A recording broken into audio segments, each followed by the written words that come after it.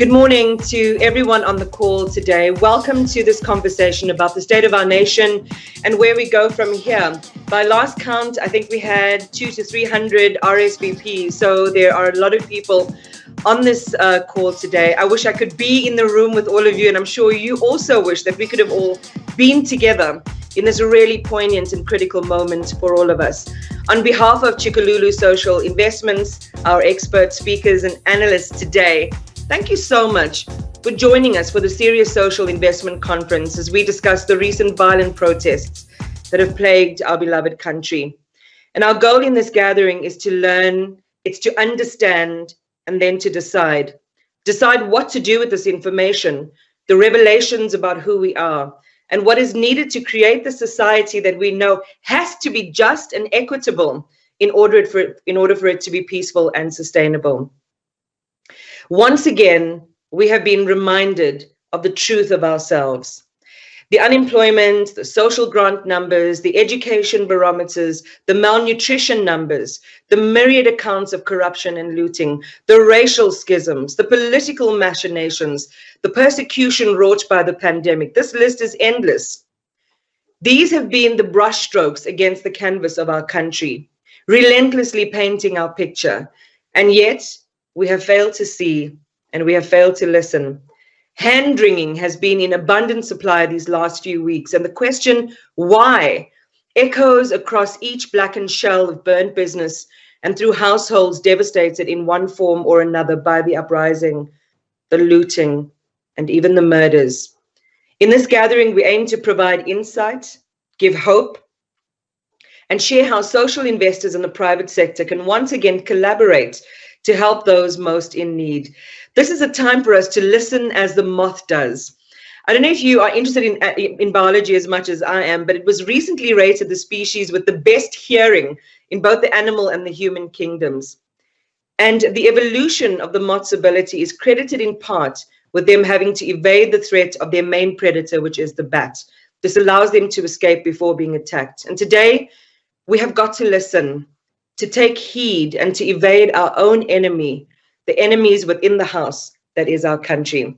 My name is Iman Rapetti, and it is such a pleasure to be with all of you today, guiding us through this conversation. It is going to be an incredible one. We have amazing speakers lined up for us today. Academic, accountant, activist, host of Power Perspective Nightly on Power 987, Kaya Sitole. We have the CEO of Tshikululu Social Investments, Tracy Henry, will open up just in a short while.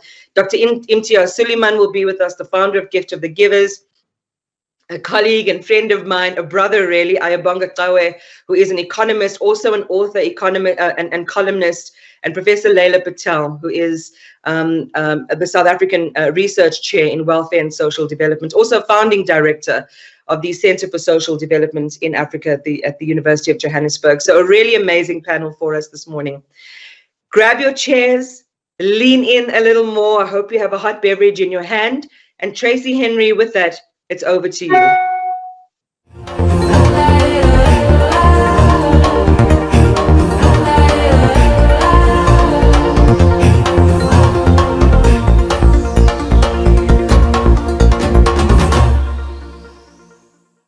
Greetings and a warm welcome to all our partners in the social investment sector, business, faith-based organizations, NGOs, and government.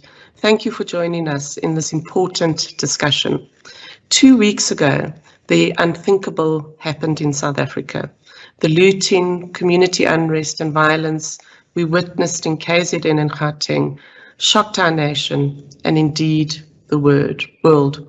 I use the word unthinkable rather cautiously because community unrest and protests often have their roots in poverty and inequality.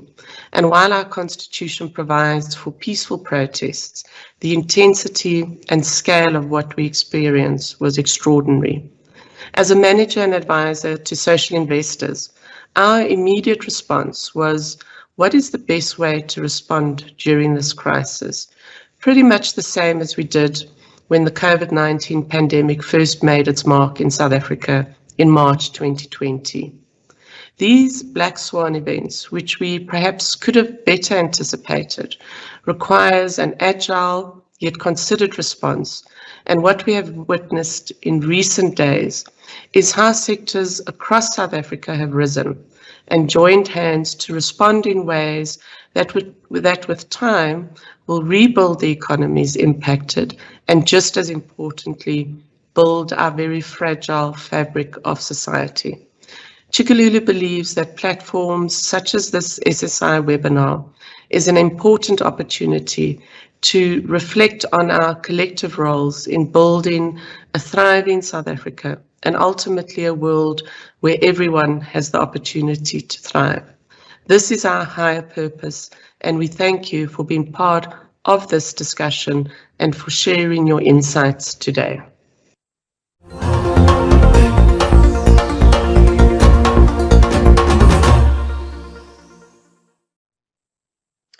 Thank you very much for that great opening, Tracy. And there's a lot of resonance in the way that you framed that introduction with how a lot of families are receiving what has happened in our country. It really is a moment for us to deeply reflect on the chain of events, whether they are historical or contemporary, that led to what we saw over the last 2 weeks happening in our country.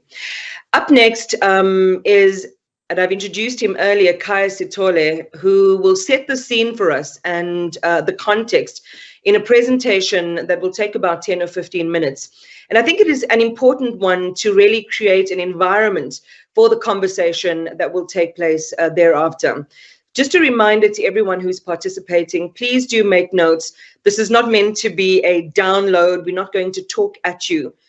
We really want to engage with you throughout the course of this conversation today. So you have access, and I think all of us are experts now, you have access in your chat function to pose questions, make some reflections, and I will share that as our time together this morning progresses. So sit back and enjoy this piece that was put together by Kaya Sithole and our team.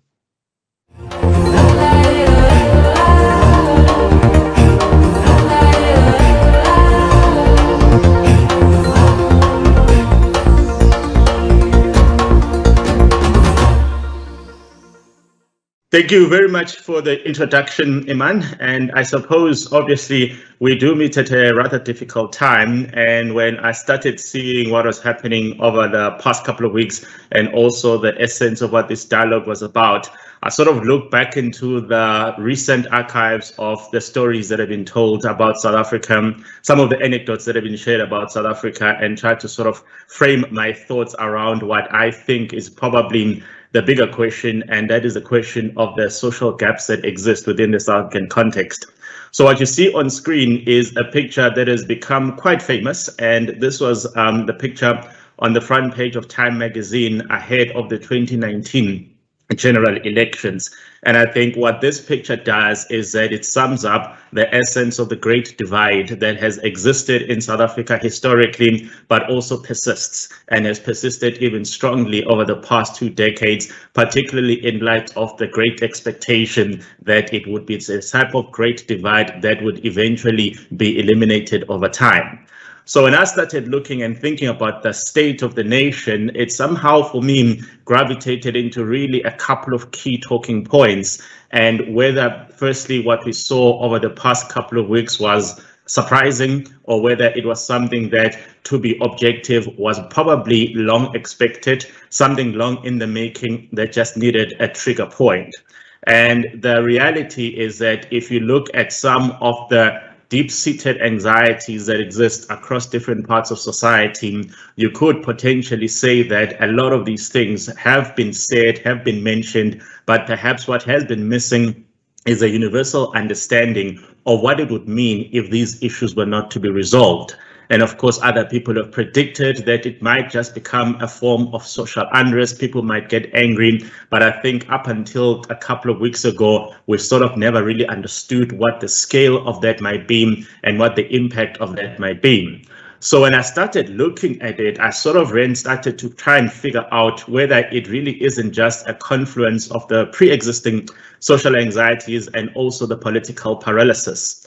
And I think that intersection is particularly key, because if you then try to track what became the trigger point, it then inevitably becomes clear that there was a political paralysis that was happening for a very long time, and the epicenter of that political paralysis was obviously the question of the ANC and its internal wars. And when we talk about its internal wars spilling over into the public domain, that's obviously as a clear consequence of them being the governing party and controlling so many levers of the social, economic, and political system. So whatever they do, unfortunately, tends to have strong correlations with what we see in society.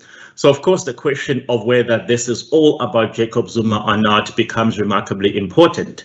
And I think the great misfortune of where we are is that because it was that political paralysis moment that triggered the activities that eventually became the starting point of what we see, it then may indeed look like it was a Zuma moment. But my suspicion is that it could have been a Zuma moment, it could have been a Ramaphosa moment, it could have been an anybody moment. What really became the trigger point was the question of how, at some point in time, the members of society that feel excluded by the way things are done and the way things are, that feel completely disenfranchised by the system, would essentially illustrate their sense of anxiety and their sense of anger.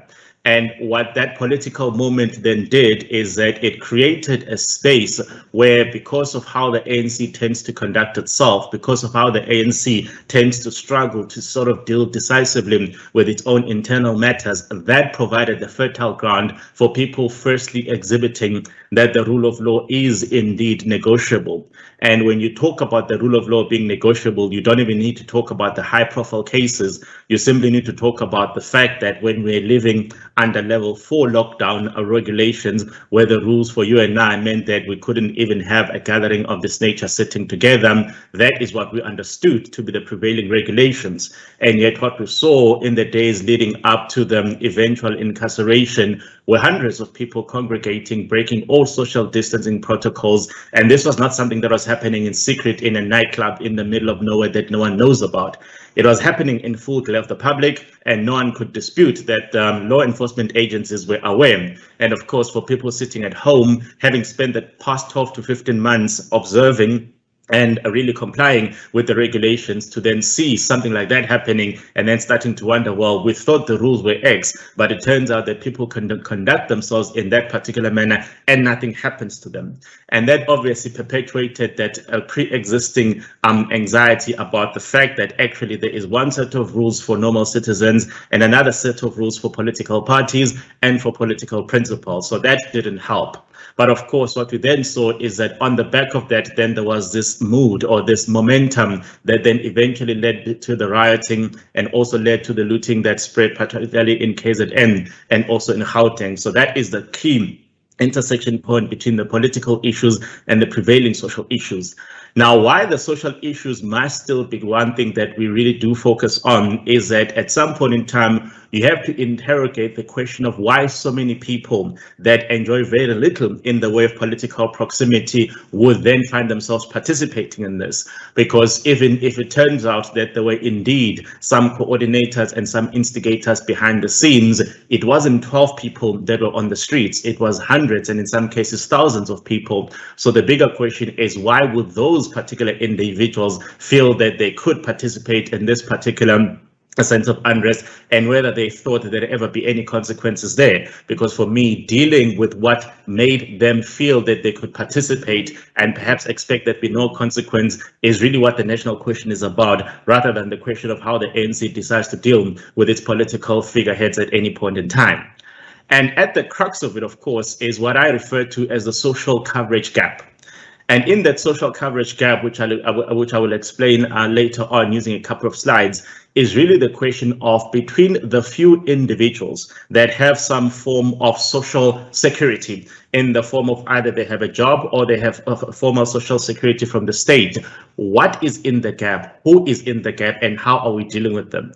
Because it is at that particular gap where the source of anxieties, or at least these frustrations, may emerge. And when those frustrations do emerge, the question of what then becomes the reaction becomes particularly important. Some people may say it becomes a question of what will the retaliation be rather than the reaction. It's still a very fluid way of doing things. Now, quite interestingly, as soon as all of this happened, I was reminded of an article that was published in the Mail and Guardian in August last year. And when that article was published, it was on the same week that the president of the country had said, we are now moving away from level 5 lockdowns, and they started moving us down that lockdown scale. And particularly in that presentation, the president used a very famous term in that it said all of this is happening at the stroke of midnight. And when he said that it was going to happen at the stroke of midnight, I immediately thought about the other moment in history where the idea of the stroke of midnight had become a very important talking point. And that had been at the point of the partition of India and Pakistan in August 1947.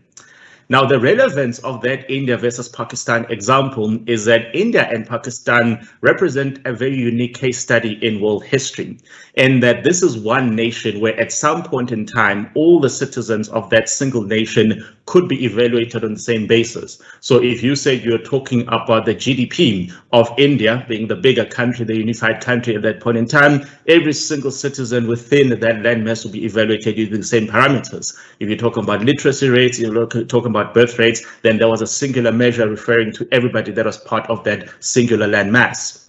What you then saw at the point of the partition at that stroke of midnight in August 1947 is that essentially we now had these two countries emerging from the partition. And what you then see emerging over time, over a 70-year period, is this divergence in the performance of the two countries in relation to the various human development indicators that one may track.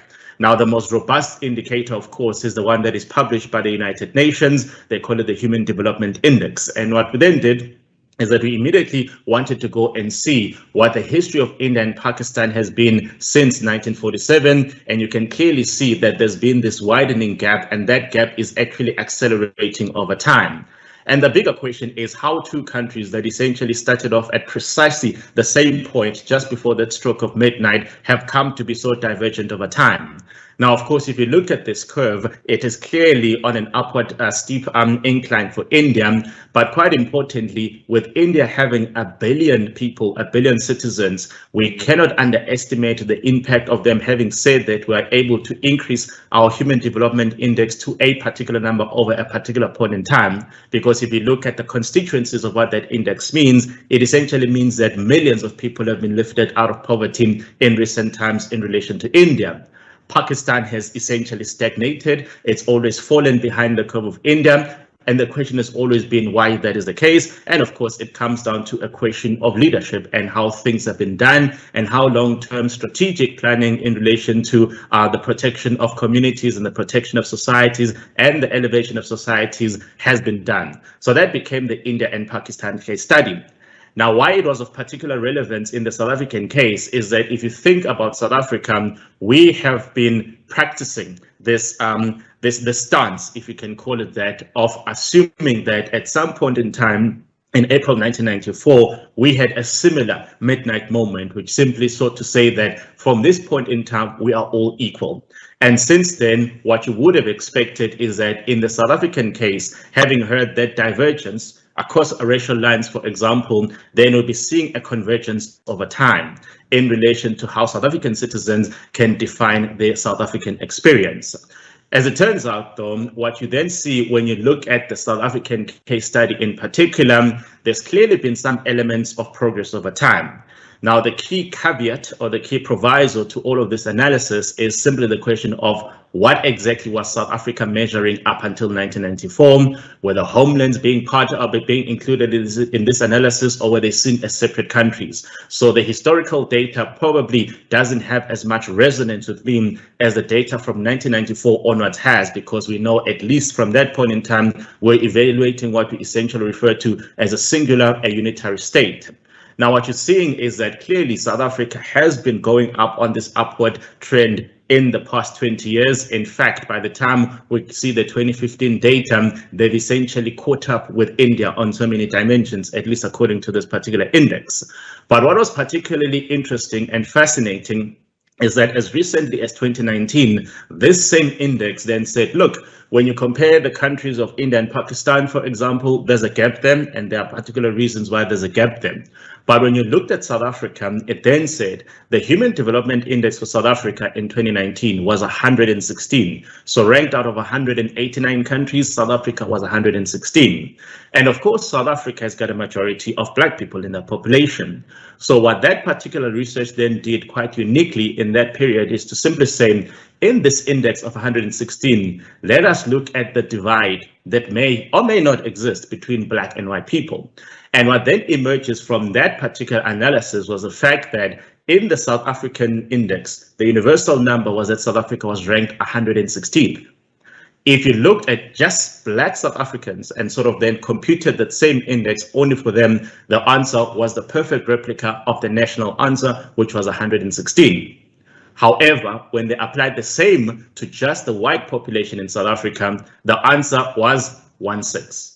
In other words, South Africans have two discrete populations. One population matches a score of 116 on the Human Development Index, and the other population is a score of 16, exactly 100 places above the general line.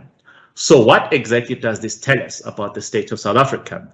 It really does amplify for me the idea that we do have a parallel state. And the problem with having this parallel state is that it's clearly untenable for so many reasons. Now, why are these issues of critical importance? Well, it is important for us to deliberate on the question of, well, what does it mean to actually have a divide so acute in relation to the various human development dimensions? And the reason this index is particularly important is that it doesn't simply restrict itself to the question of economic participation. It looks at multiple things like access to healthcare, access to education, because in some instances, some of those variables influence each other and then may eventually correct each other, if you want to put it like that. So, for example, greater levels of access to basic education and greater levels of access to higher education translates to greater opportunities and greater chances of participating in the economic bandwagon, which may then start dealing with the income and wealth inequalities. So those intersections are quite important. So when you see a case study like South Africa, where clearly a lot of those things are not working out in the way that they should be working out, the question that should have been confronting us long before what happened in the past couple of weeks was a simple question of what exactly do we think is going to happen to a country that has this persistence in inequality that is unfortunately growing over time.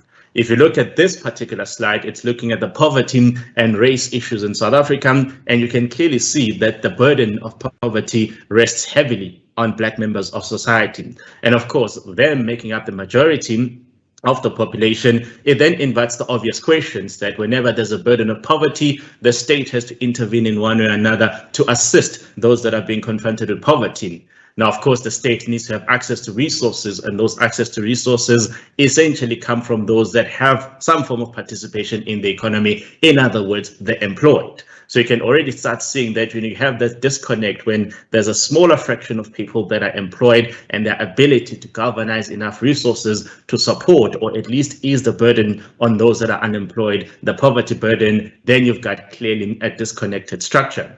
So again, this is one of the pictures that emerged from the past couple of weeks during the looting spree. And why this picture stood out for me is, if you can see on the ground, it sort of looks like the South African flag. The colors tend to sort of gravitate towards that. And it literally says to you, there's a rainbow nation on the floor, but above, this is what the reality of South Africa is all about.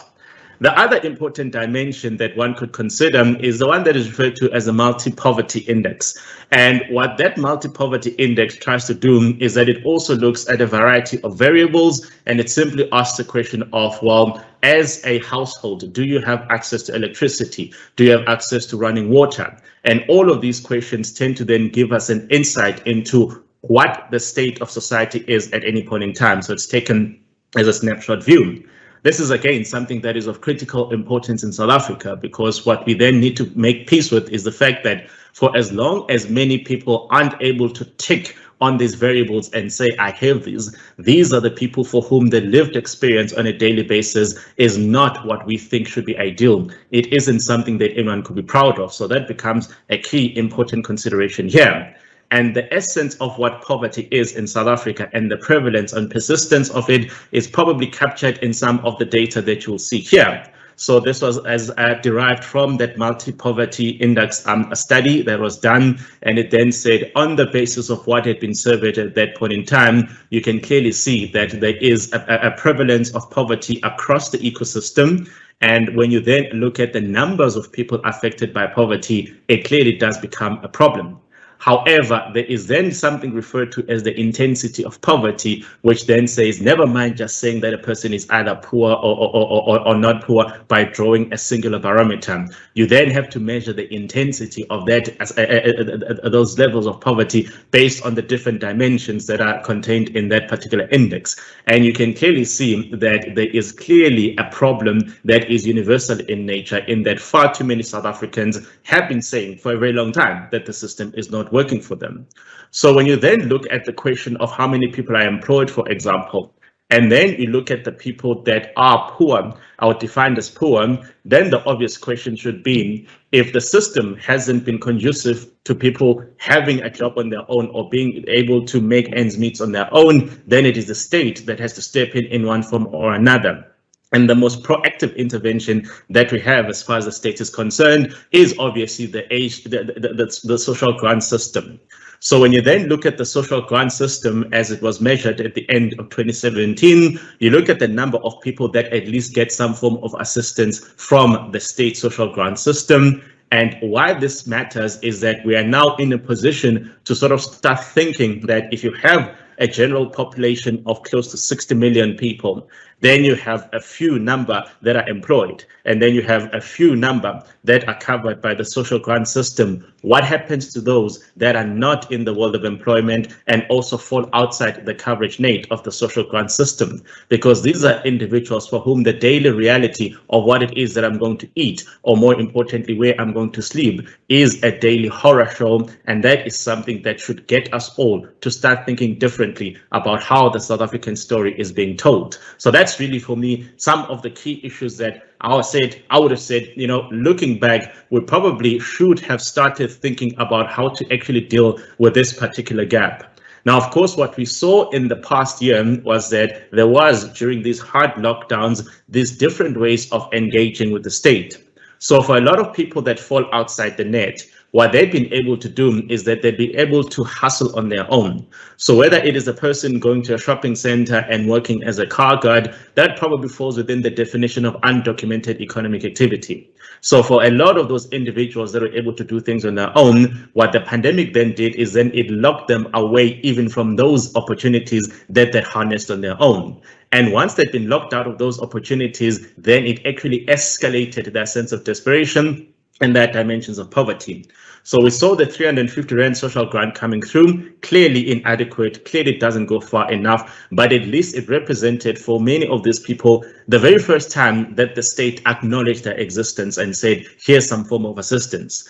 Unfortunately, when the state then cut that off and then still gravitated towards saying we must go to level 4 lockdowns or hard lockdowns, for example, there was a disconnect between having said last year, we acknowledge the essence of your problems, so we're going to assist you in this way, and then we cut that off. However, we're then going to take you back to those hard lockdown levels without offering the similar form of assistance. That became problematic. And I think it was probably one of the great influences into what we saw emerging over the past couple of weeks. So what we really have to start thinking about is that the state of the nation in South Africa is probably captured by a graph that says, you know, we've got an unemployment problem, we've got a Black people's unemployment problem, we've got a young people's unemployment problem. So all of these trigger points are going to collectively become a crisis point for the country. They're untenable individually, they're untenable collectively. So what we saw for the past couple of weeks for me was probably the first iteration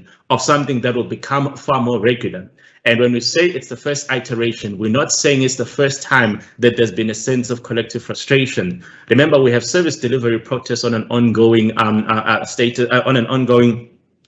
basis in the country. And what all of these are individual pockets of communities saying the system is not working for us. What hadn't happened until now was the big universal talking point, because if I hear tomorrow that there's a service delivery protest in Diepsloot and I don't have the capacity to even imagine where Diepsloot is or what is the trigger point, it becomes difficult for me to actively participate either in support or, in, as some people do, in opposition to that. So that's what makes these pockets of service delivery probably not as universal and probably not as easily understood by the general public. What we saw with this one is that essentially it was the use of a singular rallying call rather than multiple diffuse conversations that can alienate some and include others. So when you have a singular reference point, a singular rallying call, it makes it much easier for many more people to say, oh, that resonates with me, so I'll take up arms wherever I am. And unfortunately, South Africa is not short of those universal rallying calls, whether it becomes the employment question, whether it becomes the quest for jobs, whether it becomes the quest for access to land, or whether it becomes the question of education access. All of these things are going to come back. And all we've seen right now is that this is just a snapshot of what South Africa's long-term trajectory will be like, unless we do something drastic, unless we do something radical, and unless we do something that is responsive to the state of the nation as it is, rather than what we wish it was. Thank you.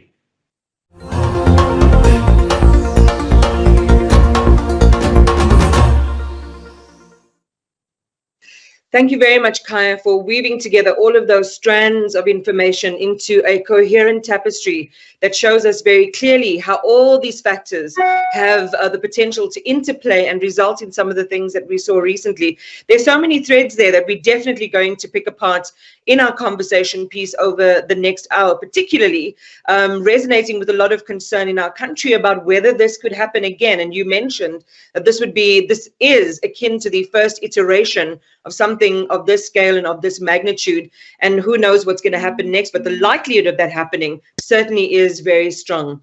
For those of you who might have joined after our introductions, thank you so much for being with us. This is such a critical conversation. I see some comments and some questions coming through already. I'll share that with the panel a little bit later on in the program. A reminder of who's joining us. You've seen the introduction by Kaya Sithole. He's on our panel. Tracy Henry, welcome to everyone. She's also on the panel. Dr. Imtiaz Suleiman is with us, Ayabonga Trawe, and Professor Leila Patel. So just a welcome again to all of our panelists. Let's jump straight in. And Prof.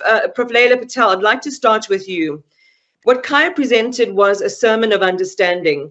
The reality is that a lot of these numbers have been out there. They are out there. I mean, I remember chairing a conference on malnutrition in South Africa not so long ago. 1 in 4 of our children are stunted by the age of 5. Their prospects for playing a full and equal role in our economy or just in life are already minimal. And they're not even, I mean, they're still children. These are things that we know. What do we do? What have we been doing? And this could also just be a snap assessment of how things unfolded from your perspective.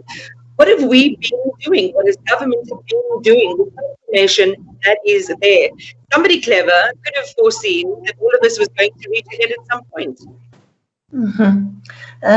Thank you, Iman, and I'm happy to be with you all this morning. So I suppose the question you're asking is, could we have foreseen that this would happen? I think that has been alluded to by many people over the years. We've also had a kind of low intensity unrest happening over many years, service delivery protests all the time. So this erupted in a context with that kind of background. But I think I covered the whole question of what is happening, what is the gap, what is being provided by government, what is the gap, and then I guess the question today is what do we do and to fill that gap. But he says that those who have grants, so they have some minimal income that meets their consumption or basic consumption needs for food. The food poverty line is about 585 rand per person a month in 2020. So that's the one sort of reality. that the grants don't necessarily, especially the child support grant, increases were below inflation at the beginning of the year. So we've got that kind of reality. And then we've got those who are employed and the numbers are shrinking, very high unemployment, massive high unemployment, which is really at the heart of the inequality and the poverty that we see. So how do we fill the gap? And the gap has been filled by more social grant recommendations, the social relief of distress grant, which we've seen.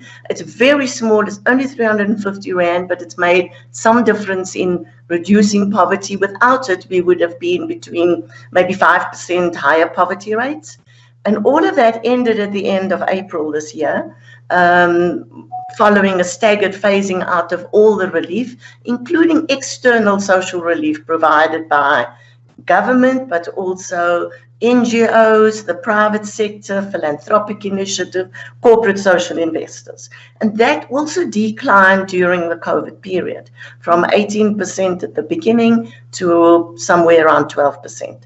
So taking all of this together, including food price increases, fuel increases, etc., this was a context in which the situation erupted. But the point I'm really trying to make is that it's not so automatic, the cause of the problem, and to attribute it purely to hunger, for example. That might be one factor, but it's a complicated situation. And it did start at the end of the day with the demand for the release of former President Jacob Zuma.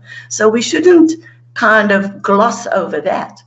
Some say this was an insurrection, others say it was an elite kind of, insurgents. Others refer to sort of social psychology that helps us to understand, mob or unrest behavior. And Amartya Sen, the famous Nobel laureate, in a book that he wrote in 2008, where he looks at violence, identity, and poverty. And then the question of why is it that in some communities where there is this kind of abject poverty, we didn't see the violence. So what are the factors that contribute to it? And it seems complicated. So he cautions against automatically drawing the conclusion that it is purely economic. It's deprivation only, it's identity politics, but that there are a range of complicated political factors, as Kaya pointed out, and fractured politics. So maybe let me stop there and with that quick response. Thanks, Leila. Appreciate that. Bonga, then I want to turn it over to you. What Leila said and what Kai said at the beginning as well, talk about a composite series of opportunities or opportunistic forces to beneath our surface that needed a trigger. The trigger in this case happened to be, if we look at KZN and we're mapping it from there, protests around support for former President Jacob Zuma. But a lot of other things happened under that marquee. From your perspective, what is your diagnosis about how almost perfectly ready everything was to converge in the violent and upsetting way that we saw it converge? Thanks for that, Iman. Look, it was perfectly ready because it's been happening. It's been ongoing.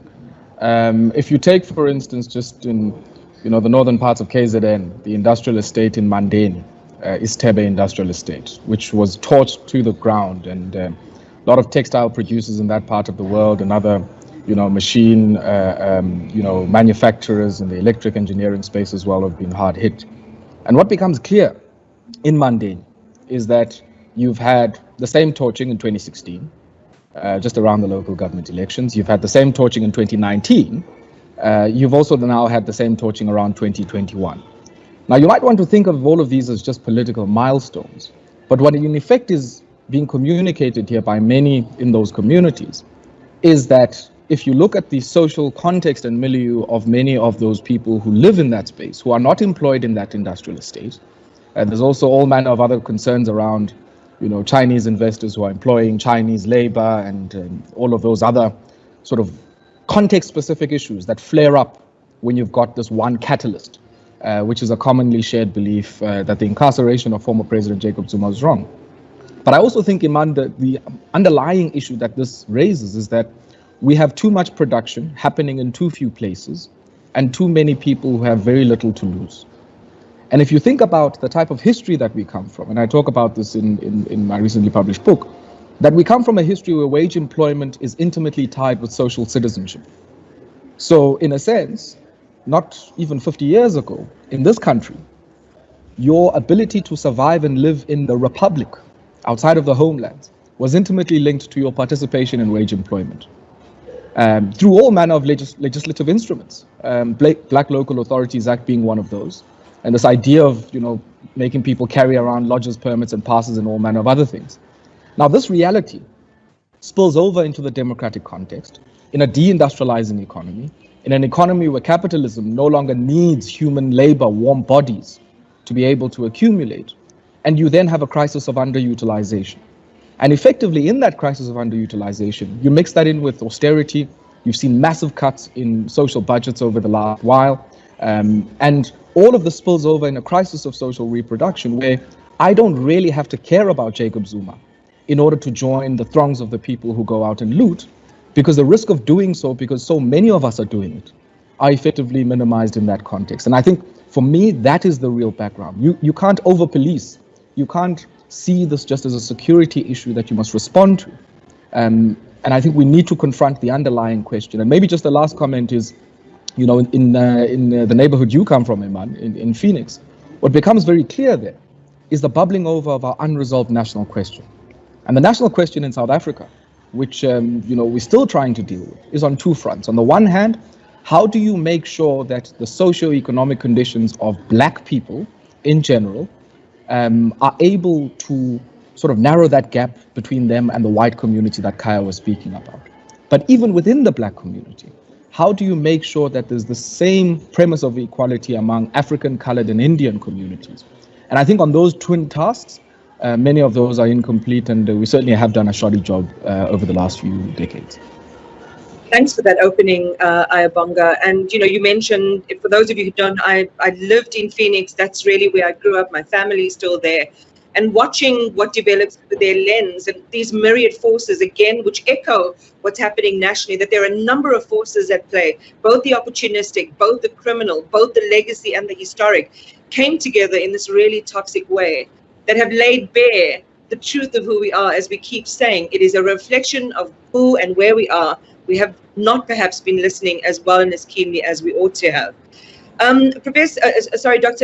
Suleiman, I'd like to welcome you to come in at this point. And, for a lot of people, you have secured so much admiration for the work that the organization has done in two ways. The one is not only to be available and to help, but also just in terms of doing things, being able to do those things quite so quickly. I would like to ask you a question in two parts. The one is just your observation of what you've been seeing through your volunteers and through your staff in these areas that have been affected. And also, what is your commentary on efficiencies around problem solving and just getting things done?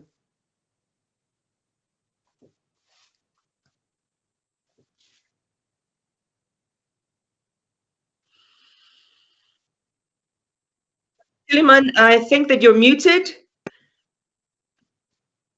Oh, sorry.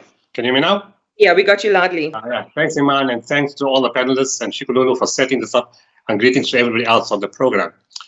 I made a comment a few weeks ago on the issue itself. And I said, there were different people involved in this. And the reason I say that is because our intervention had to be very specific. And I said it started off with, they're saying it was for Jacob Zuma. I know Jacob Zuma personally. I've met him many, many times. And I can tell you quite a few of those people walking through the streets to loot the shops probably didn't even realize that he was in prison, and that's why they were doing it. And the other problem that happened was that looters, we had to classify the looters. A lot of those people that went to the shops were very, very ordinary citizens. And although we say violence and fighting and looting, many of them, in fact, 95% of them were very peaceful. They didn't go to harm anybody. They didn't attack anybody on the road. They went carefully to the shops. And when they spoke to them afterwards, they said, we're a little confused. So we asked them, why were you confused? Why do you take stuff? It's not allowed for you to take stuff. They said, we know we can't take stuff. But we said the police today, did they tell you not to stop? They said, no. The police told us we can take the stuff, but we only mustn't burn the place. So we must take the stuff and go, and we must not burn the place. That's what they told us. So we're a little confused. Now they come back and they take all our things back.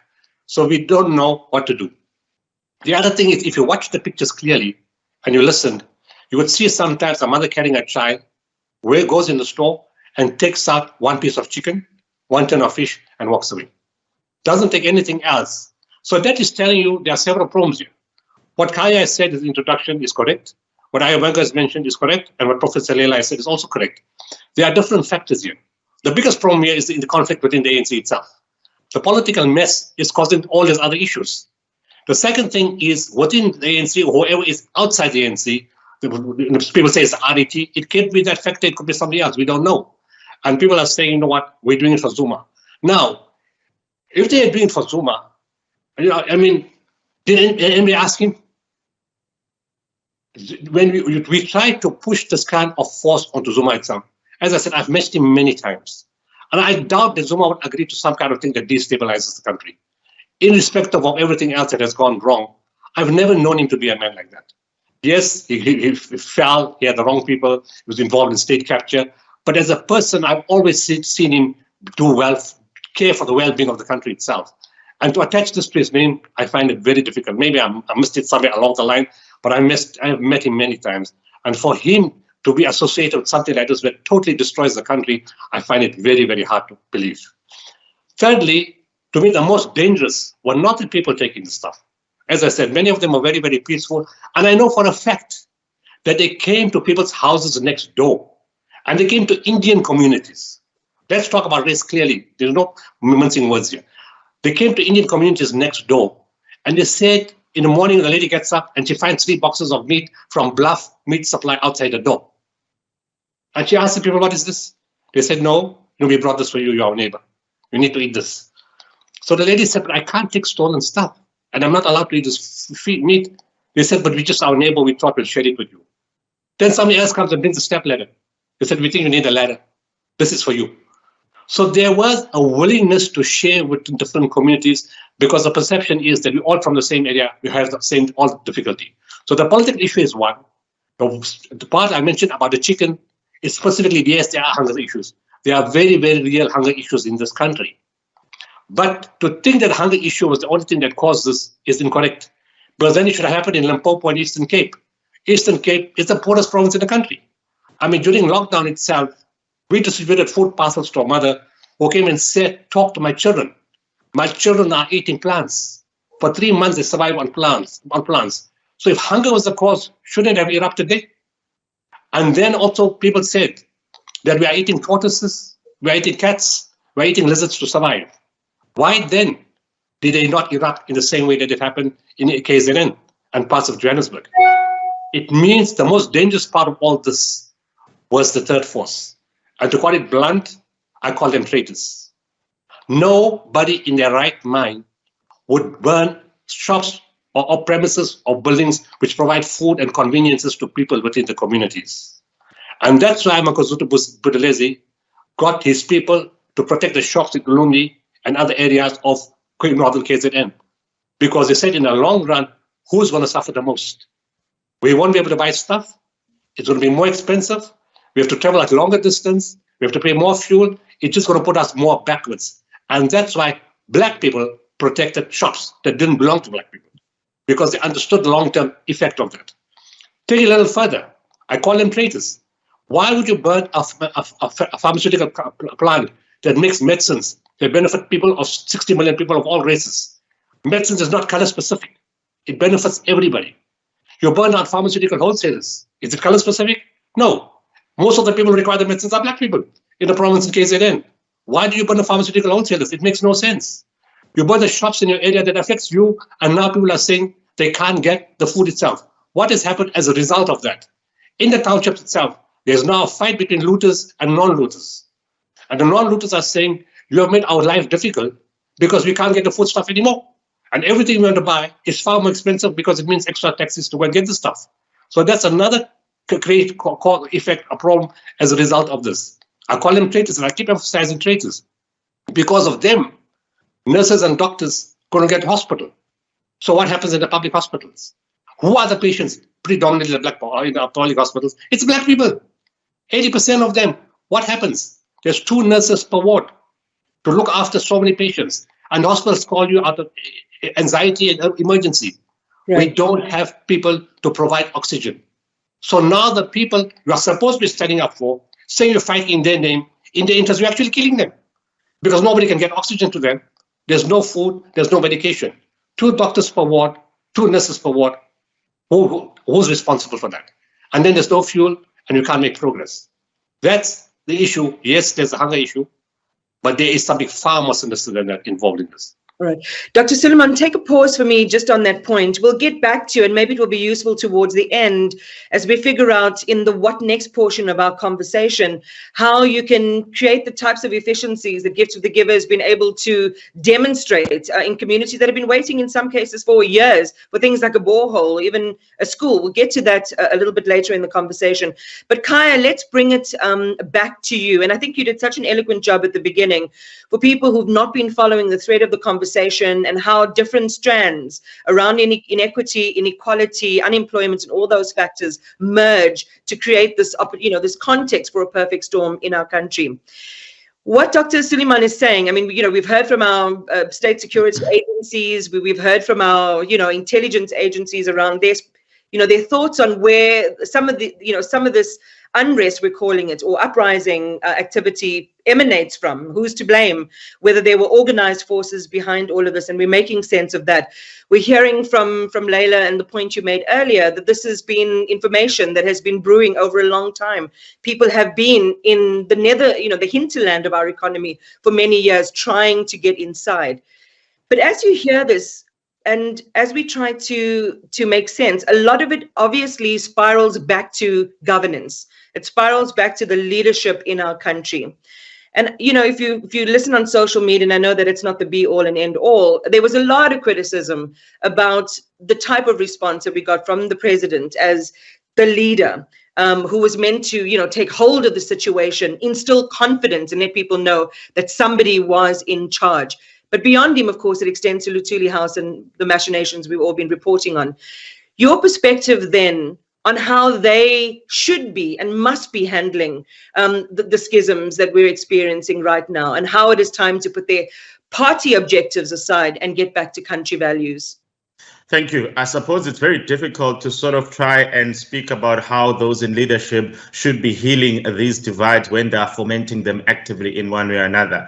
And of course, within the ANC's own political leadership conversation, clearly the momentum towards this idea that there ought to be some political solution, for example, in relation to the Jacob Zuma matter, was a reflection of the ANC's historical entanglement with law enforcement and how the law has always been bypassed and in some cases manipulated to get particular solutions. So you can imagine that for a lot of grassroots ANC members who understood the ANC to be like that, there was suddenly this confusion about why is this not happening, particularly when the most prominent of all ANC members is the one under siege as they see it. So that's obviously been a long-term build-up of this disconnect in the way the ANC members understood the law system to work and how the legal system ought to work. So that obviously played a very critical part.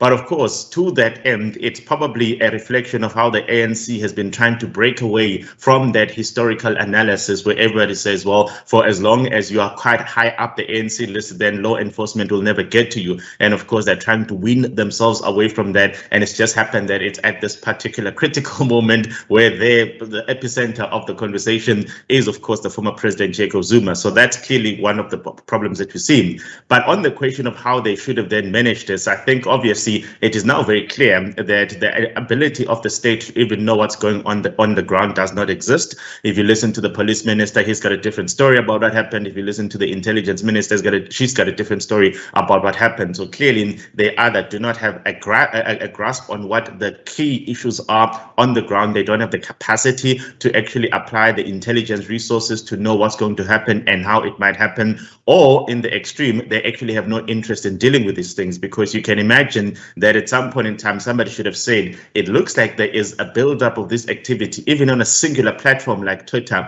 where people are actively trying to promote some form of, pushback against law enforcement. Somebody should have said, why are so many people congregating in Gandla when clearly a pronouncement has been made and it's now just a matter of time before the incarceration happens? So even before all of that, you would have thought that a properly capacitated state would have been taking steps to say, what are the permutations, what are the options, what should we have in place in order to ensure that nothing builds up and explodes? And the fact that that didn't happen is reflective of a poor state of governance. But I think the president could have essentially emerged much stronger in saying, this is how we quell this particular issue, this is how we deal with it, rather than him dilly-dallying and then eventually emerging with one version of the story, calling it tribalism, only for people to push back, and then for him to undergo an evolution in his thinking much later on and say, perhaps it wasn't that. And again, I think the point that we're trying to emphasize here is that clearly a lot of people that participated do not enjoy political proximity. And I think Dr. Suleiman summed it up very well. Most of them weren't even aware of what the fate of Jacob Zuma is. Most of them probably couldn't be bothered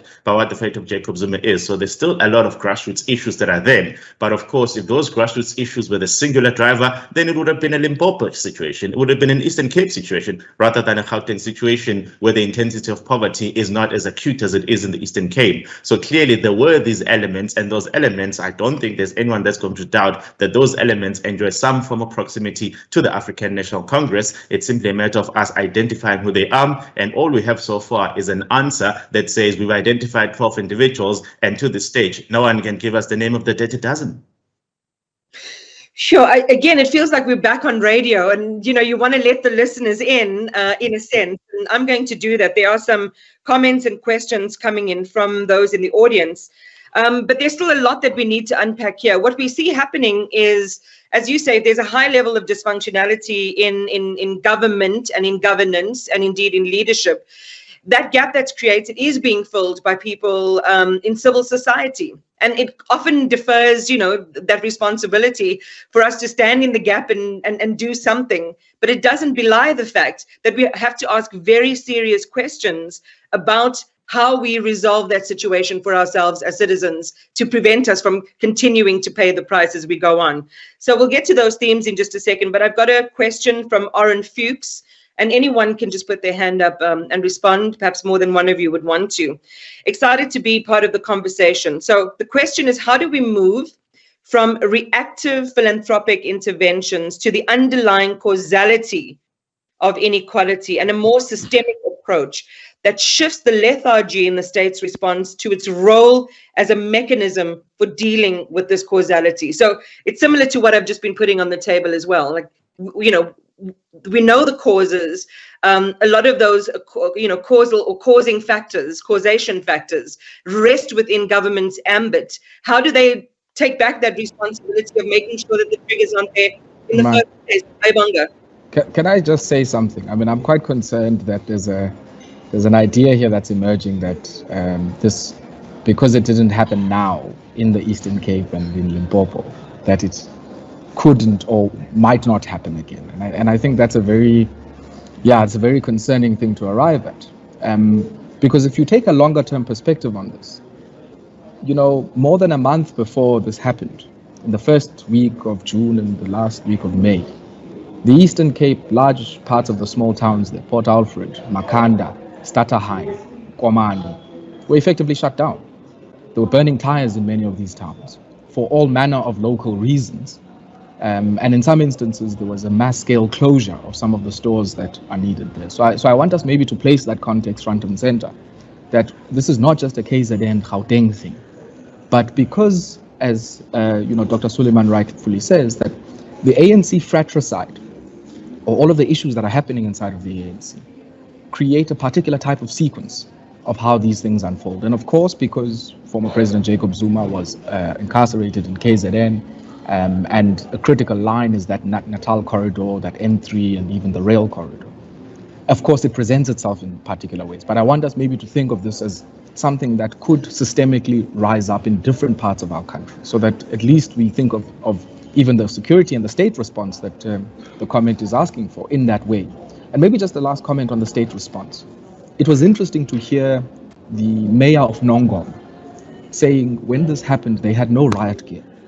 They had no riot shields. They had no water cannons. They had no way to deal in the most unequal society in the world with a riot. They had no capacity to do that. And I think we need to stare squarely in the face this idea of fiscal consolidation and austerity and the maladministration that we've seen and the wearing down of our institutions over a long period of time.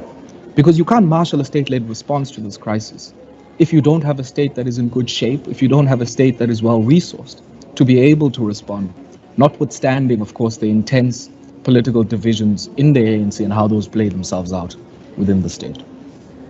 Ayabonga, a sobering addition there to the perspective that we're talking about. As you say, it's not, we focus a lot on what happened in Gauteng and in KZN. These are, sort of immediate and contemporary examples of just how badly out of control things can get. But there are similar trends and themes that have been emerging over time, pulsating just below this sort of surface of visibility that are also causes for concern.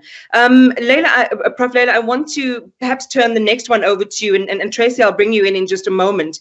In terms of a test for the guardrails of our democracy, the example that Ayabonga used about the mayor of Nongoma, and indeed we saw a number of our security or enforcement agencies being caught flat-footed, not to mention the mixed messages and the lack of sort of uniform intelligence, which in itself is cause for concern. But what's your assessment of this moment against the test or as a test for the guardrails of our democracy?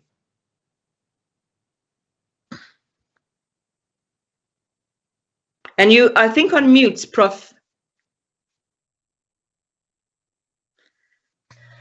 So what does this mean for our democracy? I suppose a lot of people are saying that that people are voting in a different way, expressing themselves in another way to participating in the formal systems of democracy, like voting. But I think that democracy can only work if it really speaks to the real needs and challenges of people's everyday lives.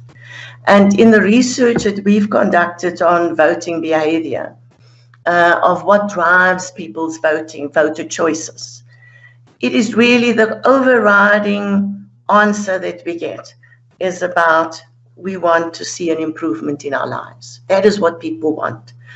When we ask them to rank the range of options, we've given a list of things that you would like to see change.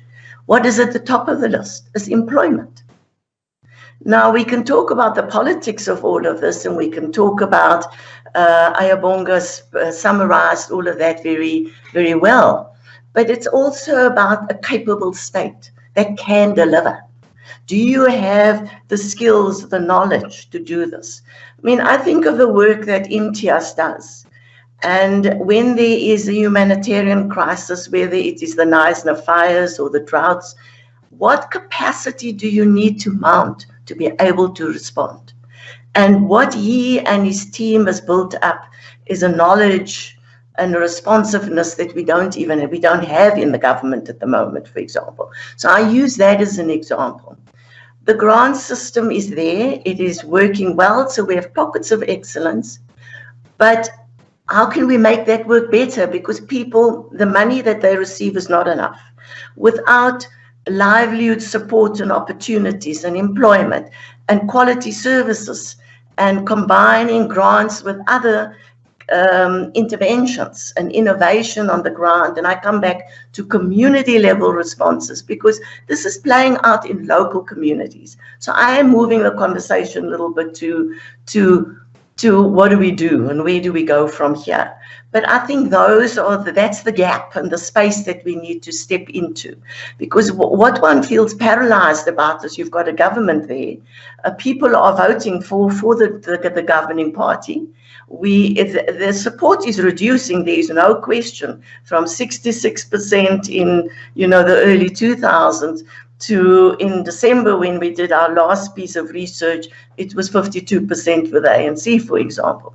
So there is disillusionment. What the impact of all of this on the future in the next election will be, we don't know. But I think we need to look at what is the space that we can step into. How can corporate social responsibility, philanthropy, NGO, civil society organizations, and the wider capability that we have worked together, possibly with government, if we can get that working well together, then maybe this is a moment in time where we can begin to make a difference. Rebuild, but rebuild better in a more transformative way than we did before. And what is that? Thanks, Prof. Tracy, then let me put it through to you. We have myriad examples of 2020 about collaboration. This is the most, people who are most exposed and in need, and that was a situation wrought by the lockdown. We look at the number of jobs in KZN that are at risk, just adding to, staggering numbers of unemployed around the country. I think north of 40% in the expanded definition. How can social investors assist in situations like this? Of course, it does leave the bigger question. I think Leila alluded to that, and some of our other panelists alluded to that it has to happen in partnership with government, and where government is the causation factor, what do they need to do to change? So that's obviously a part of it. But when we're talking about social investment, what would be most impactful in this moment? Thanks, Iman. And my fellow panelists have sketched a very complex scenario, a situation that we're dealing with. But as Prof. Patel said now, what are we going to do? And already there's a lot that is happening. I think that's the first thing I wanted to say. And last year, it was really just extraordinary to see collaboration across so many different sectors when the pandemic first hit us. And the collaboration between business, funders, civil society, government to respond to the humanitarian, but well as the health crisis as well. And it was at a scale that I have never experienced in my life before. It was just phenomenal. A lot of that work is still continuing. We also saw the establishment of the Gender-Based Violence and Femicide Fund, which is our second pandemic that we're dealing with, which is also a huge collaborative initiative and doing really important work. And then you've got Business for South Africa, who's also pulling together resources and trying to find ways in which we can, particularly at the moment, expedite the rollout of vaccines. So there is a lot of work that's happening across a range of sectors from a collaboration point of view. And we know that when we talk about collaboration, it's really difficult and it can be very complex to manage, particularly in a crisis situation. And so there are, things that we need to be thinking about when we talk about collaboration, particularly in terms of understanding who's doing what.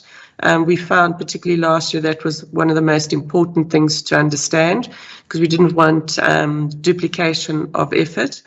For organizations to play to their strengths as well, let the logistical companies help in a particular way, technology companies, online retail stores to assist with food distribution. So we definitely saw a lot of that taking place. And then obviously just for everybody to have a shared vision and to commit dedicated resources to make these collaborations work, because it's not something you do kind of after hours. There's this vision, we're going to fix things, even if it's hard and it's going to take a long time. What I would just say in terms of, whether it's KZN or Gauteng and the jobs that are at risk, what I would say to social investors is not to stop funding initiatives that are already on the ground and working. We can't afford to lose momentum. We've got to keep on pushing this flywheel whilst we deal with the humanitarian crisis. But don't lose sight of what is already working, whether it's livelihoods, whether it's protecting the most vulnerable in society. These are all woven together and we need to focus on that. The second thing I would say is that when we think of job creation and employment in South Africa, we really need to focus on the non-profit sector, because that's one of the largest employers in South Africa. There are over 200,000 registered non-profit organizations, many others that aren't included in that, and there are countless volunteers over and above those formerly employed. And so during this time, we need to also ensure that when we think about jobs and that, is how do we preserve the work of these non-profit organizations that are critical and a key social partner in addressing all of these issues we've been speaking about. And so there's a really big job for us to do in terms of thinking not just about the formal economy, but thinking about the non-profit sector as well. And then just the last point I would say, particularly from a social investor point of view, is that, there are long-term issues that we need to deal with. And the big one for me as well is around education, because quality education is really the pathway to future employment and empowerment of youth. And we're already dealing with a massive backlog due to COVID, huge disruptions in the last 18 months for many of the learners, and we were dealing with a backlog before then. And we need to remain focused on education to ensure that we create the jobs that we need, and we also create a South Africa which is attractive to investors. Kai, thank you very much, Tracy, for that. Kai, listening to what Tracy is saying, that investment has been there. We're hoping that investment becomes even more exponential in this time, and that more people a behavioral contagion of a positive kind, that people really get together and rally behind the country. But I want to just, before we start moving into more solutioning and some hacks from Imtiaz about how to get things done properly, just want to quickly reel back to some of the things that you said in your presentation, which really talk about the structural context for why we are where we are. And a lot of that structural context has taken years to create in a negative way. However, we are in a situation of urgency that requires some urgency. And listening to the willingness of of civil society to get involved, we have the scholarship of people like Prof and others who know what to do. How should we be mapping and creating this grand or this urgent design for South Africa's recovery in a meaningful way quickly? Yeah, it's a very important question, and I suppose to understand the disconnect between the sense of urgency as we understand it and the sense of urgency as understood by others, I'm drawn back to that big debate that emerged a couple of weeks ago about whether the country should go into a state of emergency. And of course, some people said no, and some people said yes. And at the heart of it was that there were clearly these very well-defined rules around, well, this is the only time that a state of emergency is warranted, which were all very valid explanations and very historical in nature. And of course, one of the big issues for me was the fact that historically states of emergency have been associated with the government having carte blanche on doing things that obviously then completely undermine our personal rights as individuals. So that was the one dimension. And yet I couldn't find my way to reconcile myself to the fact that surely for a country where over 300 predominantly black people get killed within a matter of days in a matter of social unrest, if that on its own does not warrant us to say that this is clearly an emergency that demands that we do things differently,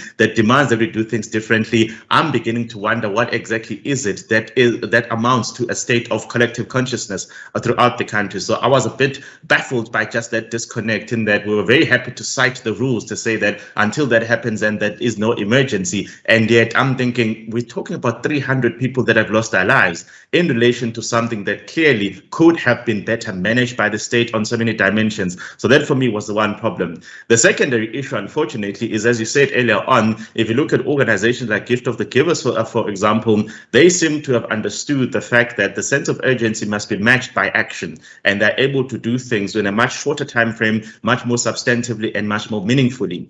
The state, unfortunately, on the other hand, seems to be hampered by its commitment and its obsession with the bureaucratic principles that say this is the way things need to be done. The problem is not that the bureaucracy exists. The problem is that within that bureaucracy, there exist so many gaps in implementation, so many gaps where corruption sips in. It then turns out that actually the state is completely self-paralyzed by the way it does things. So in order for us to be able to do things differently, we may unfortunately have to litigate the state into doing its own job. So if you look at how the question around pit toilets has been dealt with, the Department of Basic Education was never going to do that. The Department of Basic Education was never going to publish the norms and standards on what has to exist in infrastructure for us to be able to say children are safe to go into that environment, for us to be able to say black children are safe going into that environment. So it was the litigation by Equal Education in particular that got them there. Historically, in order for people to have ARVs rolled out, it was civil society that had to litigate the state into a form of competence. And unfortunately, for a state that still believes that we did you this universal favor, this permanent favor of liberating you, and therefore you are beholden to us, and therefore we can do things as we wished them to be rather than as the way things ought to be, we still have that disconnect where far too many people feel that the state is the big daddy that we must all respect rather than hold accountable. And what we've seen over the past few years is that civil society has played a role in sort of narrowing that accountability gap, but we're not there yet, and we need to do a bit more of that. Kaya, thanks for that. Imtiaz, then back to you. And before I pose a question to you, just want to let everyone on the call know we did want to interact with you a lot more than this. So I'm opening it up again to you. Please post your comments and questions. I have a few that Sizwe has sent to me, and I'll continue to pose that to the panel. But also, if you'd like to be seen and heard and pose your question in person, you are more than welcome to do so. Just use the raise your hand function, and our team will make sure that you come up. And the guidelines for posing a question is just make them as to the point as possible and direct them to a particular panelist if that is your desire as well. Imtiaz, coming back to you then, how do you prioritize who you reach to, and how is it you're able to achieve such high levels of efficiency?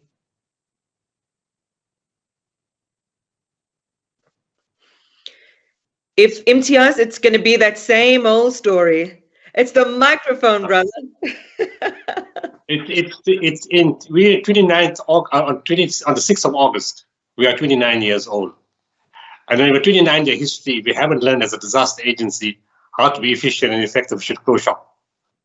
We've built a system over the years, we're all over the country. Our ears are to the ground. We know the people. We have relationships with everyone, and there's three important words in disaster response, which the government doesn't understand. And I've told them on several occasions, face to face, there's three words you guys don't understand: disaster, emergency, and urgency. Those are the three words the government needs to understand to act very, very fast. And let's take a few examples. In the Eastern Cape, the drought is going on for so long. Ayambonga is right. The people are standing up. It's different from looting. They are making their concerns heard, and they've been very patient. The people in the Eastern Cape have been absolutely patient, waiting for somebody to do something for them. They give them a time. The politicians come. We'll see you next week. We'll see you in 2 weeks' time. We'll do something. 2 years ago, and they don't come back. It's that kind of issue, and the people get upset. They burn the tires again, and they go through the same process again. After 2 days, don't worry, we'll come back next week, and they sit down again patiently, waiting for somebody to do something. Now, if you ask the government, let's deal with drought in the Eastern Cape. Now, the water can either come from a dam, or it comes from the rain. There's no rain, and the dam is empty. So the only other option is a borehole.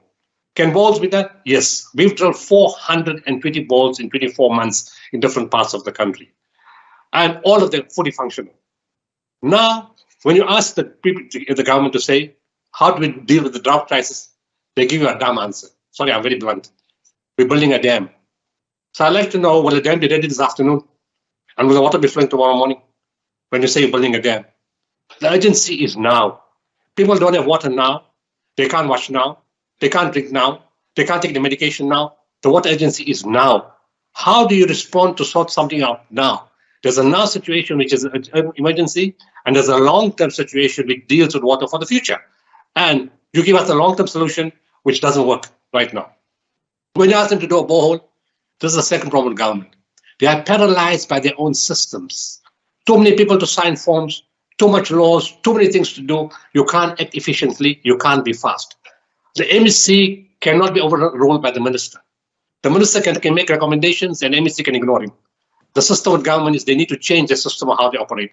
There's too many governments, too many ministers, and too many different systems that basically makes the system totally inefficient. Oscar Mobuyana, Premier of Eastern Cape, called me one day, and in a public announcement, he said to the media, if Oscar Mobuyana wants to give a wheelchair to a citizen of Eastern Cape, it takes him 3 months. He said, you ask him to give us, it takes 10 minutes. Speaking quite openly about how government is paralyzed by their own systems. I called up the Premier of Gauteng, David Makura, and I said, how can it be that we are in the middle of a crisis, that the Delta wave is running havoc in Johannesburg, and a hospital that holds 400 beds is still closed, Charles Makeke Hospital. I said, it doesn't make any sense to me what you guys want to open up a field hospital when you've got a hospital that's fully equipped, ICU, pediatric ICU, surgical ICU, COVID ICU, 400 beds of critically ill COVID patients were held. He said, Dr. Suleiman, we are paralyzed by our own systems. I said, what is the problem? We're overridden by the municipality. We have to do compliance. I said, did this compliance come before the fire or after the fire? He said they brought a request after the fire. So I said, if there was no fire, there would have been no request for compliance and the hospital would have carried on working. I said, is the same compliance applied to every hospital in Gauteng? He said, no. Are they asked for special fire doors? I said, are those fire doors in every hospital in Gauteng? He says, no. So what compliance is this all about? Your system is paralyzing. And when you speak to them and you tell them in Raima Musa they need a bowl, they now want to know, is it environmentally friendly? Where are you drilling? What kind of water is going to come? Children are dying from diarrhea. They die in hospital and you ask me a stupid question like, what kind of environmental issues? Do you have any idea what's going on? It's time government civil servants get out of the offices and go to the ground and go door to door and understand the larger impact of the inefficiency and how people are dying because of the uselessness. Imtiaz, just take one quick breath because I think it ties into Kamo's question. If you can summarize the solution for our country to overcome our social issues, what would it look like practically? I think you've touched on some of those. Cut the red tape, cut the fat in the cabinet, in the family cabinetry, so to speak, and let's get the systems to be more lean and efficient. But what else can you say on this question about practical solutions to overcoming some of these obstacles? Government has to have a disaster preparation. Disaster management in this country has no preparation. We are the official disaster response to the country, not disaster management. When disaster management has a problem, they call us all over the country. They ask, please, can you guys respond? And they have this big departments of Deputy Director General, Head of Disaster Management, but they can't respond to anything. They're always out of money. I mean, take the classical thing that happened with Charles Makeke. The fire hydrant wasn't working. You don't have fire trucks. You don't have systems in place. Government has to go and do an audit of all the infrastructure. And you start over there, okay, the tap is not working by the dam. The fire hydrant is not working. We have failed in maintenance in the country. And you try to fix it up years later, it's far more expensive. You don't fix it up, you ought to build new things. Kempton Park Hospital was built in 1996. It never opened up. All the facility put up, all this money spent inside there, and nobody used the hospital. There's something seriously wrong with how government works. So, you need to have a budget. I told them years ago, put up a R1 billion budget, set up warehouses everywhere, keep facilities ready. When people are in crisis, they need help now. I'll give you a last example and I go. There was a fire in Eastern Cape last year. We responded in 20 minutes after the fire was settled. Not while the fire is on. You can't do anything while the fire is on. You have to wait for the flames to go down. Disaster management is very good at that. Putting the fire out, clearing the road, moving things after the way. Then, again, disconnect. We ask, where's the food? SASSA is bringing the food. SASSA says we're studying on with the service providers. They came 3 days later with the food. The people were hungry that night. If we had not responded, there would have been a riot. And we went in, the moment the fire was off, we went in with the food. And when SASSA came with the food, the people threw the food in their face. They said, we don't want your food. So it's the way government is so many different departments. Is it human settlements? Is it local government? Is it disaster management? Is it that who controls what? There is no coordinated disaster system in this country. And that in itself is a big disaster. And as you say, you've been like, is it Moses? I'm not too familiar with my Bible. Moses in the desert for a long time, sort of preaching the gospel. This is something that is out there, that has been out there for a long time. Is anyone listening? Ayabonga, maybe to put this one to you, and it also comes out of Virgil Nube's question about how we develop social development that actually works.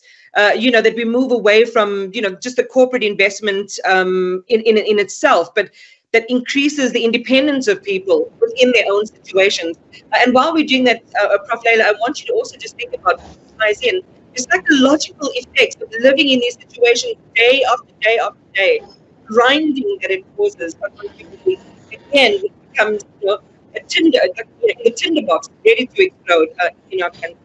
My bonga for you, how can we move into a context of greater efficiencies, both, kind of using CI as an opportunity or as a bridge, that we arrive at a situation where people are actually independent, self-reliant? Yeah, Iman, we don't want to waste any crisis. And I think Dr. Imtiaz's comments just, are gutting to hear, because what it does suggest on the one hand is a deep incapacitation of the state where it matters. I'm not talking about people sitting in offices in national government, where if you look at the wage bill of the state, that's where much of that sits. So people sitting in clerical policy, and those types of roles, instead of where the rubber hits the road, where the bauxite and the bitumen needs to be put together to build a road, where fire hydrants need to be checked and audited to make sure that they're actually functioning, where the repairs on critical social and economic infrastructure have to happen. And I think the truth of it is that that's where we don't have the capacity. I mean, you go to an issue of water in the province of the Eastern Cape. You find very bloated structures, but very few engineers, very few waste treatment works technicians, very few of the type of capacity that you need to expand service coverage into areas where those services didn't go to before. And I think we've got also a very false and a parallel consciousness. So if you listen to anybody in the media, Iman, who talks about the state, on the one hand, there are those who are saying we need a smaller state. On the other hand, there are those who are saying our state is bloated. And if you combine all of these messages, they visit a state that is lopsided and uneven, where there's a lot of wastage, where there's very little work happening in some cases. But on the other hand, there's also a consciousness that is saying now we don't need the state. And I think that the last few years are showing us that we do need a state, but we probably need a different type of state, configured differently. And one of the things that certainly we've been arguing about is how do you collapse all of these levels of ceremonial nonsense, to be honest? Because that's what it is. I mean, we're talking now about a district development model. And how do we, at a specific spatial place, begin to talk about catalytic interventions? And I think for me, a lot of that is about moving beyond just this idea of philanthropy, moving beyond just this idea of charity. What we need to do, in my view, to resolve the national question I was talking about earlier on, which I think makes this so toxic, this situation, because if it was just a socio-economic issue, you could deal with it. But I think there's multiple layers of issues here. And one of those things is really about shifting where we produce. So the whole idea of townships historically have been dormitory settlements. Consumption, sleep, wake up the next day, go to work in the core.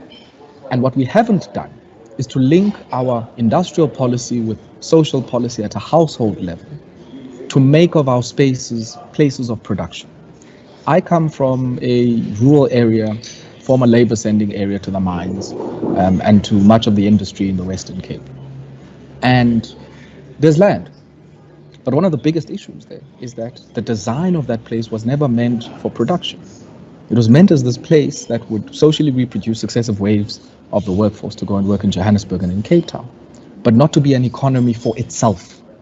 And I think we need to go there.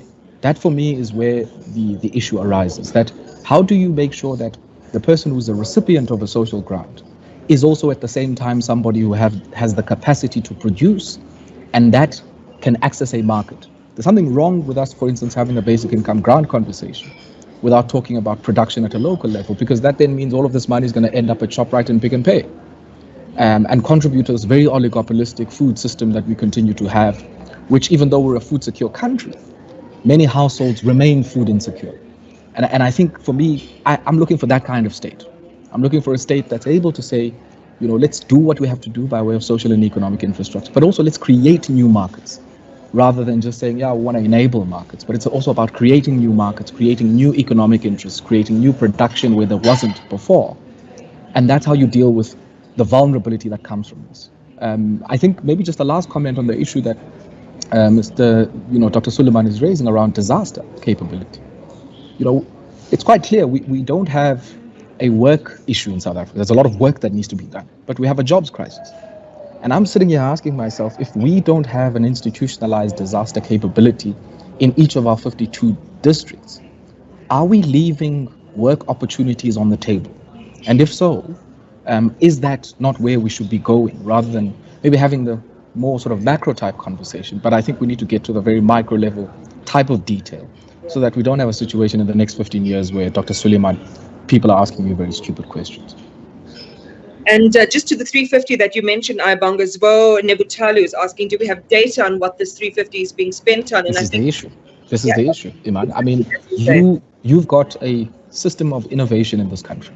Our CSIR, many of these could be saying, everybody who gets this via SMS or even card, you are able to track where that money is spent. We pay 18.1 million grants in this country.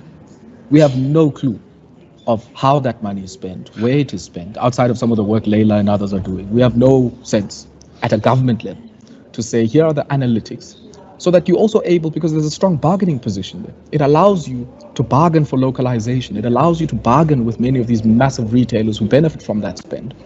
But because we don't have the information, we're not a learning government. We're not even in that space. And I do think that a lot of this is also a generational tension. You see it now during COVID-19. You have calls with certain government institutions, and there's a massive digital gap. There's a massive analytic gap between different generations. Fully not aware, I guess, of the social change that's happening and how, we're able to respond to that and leapfrog all of these ceremony, pomp, and processes that we sometimes get bogged down into. Yeah, every time I see a blue light, I just want to kill myself. But that's a subject for another day, and we've got to put it in its place as well. I've got two people online that are ready to ask their questions. In the team, we can bring up the first person. Just say your name and who you are, and if you want to direct your question or comment to a particular panelist. Please feel welcome and go ahead. All right. Thank you so much, Iman. Thank you for all the panelists that are here. I think this is really, really needed, I think, at a time like this. There's a lot I want to say, but I'll just make sure that I keep it brief for the sake of time. So I think it's just more comments than any questions. I think with the issue of the 350 grant, I mean, I remember having a conversation with some people last year when that opened up, that the unemployed would then start receiving 350 every month. And I thought, sure, I think it's opening up something. Yes, it did help in the feedback that we're receiving as well on this platform. But I also think that then it's really a train that can't be stopped now, because if you're going to stop the 350 now, at any point, it's going to create problems, because then people will allude to say, but then why are you stopping now? Which is one of the things that affected the looting as well. So that's the first thing that I'm already foreseeing trouble there. If we're going to stop the 350, that there's going to be a big problem there. So that's the first thing. And then the second thing, I think Ayabonga alluded to it about the police not having enough capacity, but also one of the panelists mentioned how, I think it was Dr. Suleiman, that people were saying, when we got to the malls, wherever they were looting, the police were saying, oh no, take whatever, but don't burn the building. I think that presents one problem there, that I think the police were looking out to save their lives because they were threatened. They were probably even outnumbered. So to try and stop a community of people who are wanting to loot, that tells us that they were not going to be able to do that. So probably they said, okay, well, let's allow this to happen, assuming that they thought the insurance would then take care of the stolen items. So I think there's a problem, second problem there, that the police probably need to find a way, or the government needs to find a way to increase their numbers to respond to situations like this if they were to happen in the future.